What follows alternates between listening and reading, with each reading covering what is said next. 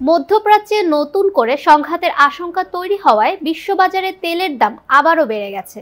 Israel ইরানের পারমাণবিক স্থাপনার হামলার পরিকল্পনা করছে এমন আশঙ্কা বিশ্বব্যাপী তেলের বাজারে আবার অস্থিরতা দেখা দিয়েছে।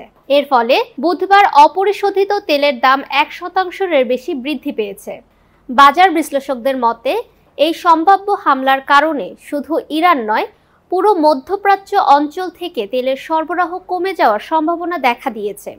এটি আন্তর্জাতিক জ্বালানি বাজারে নেতিবাচক প্রভাব ফেলতে পারে।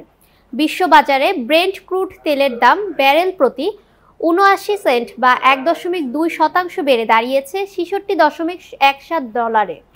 অপরদিকে যুক্তরাষ্ট্রের ওয়েস্ট টেক্সাস ইন্টারমিডিয়েট তেলের দাম ৮২ সেন্ট বা ১.৩% বেড়ে দাঁড়িয়েছে $৬২.৮৫। বিশেষজ্ঞরা বলছেন, ইরান প্রতিদিন প্রায় ১৫ লাখ ব্যারেল তেল রপ্তানি করে থাকে। এই সরবরাহ ব্যাহত হলে বিশ্ববাজারের দাম আরও বেড়ে যেতে পারে।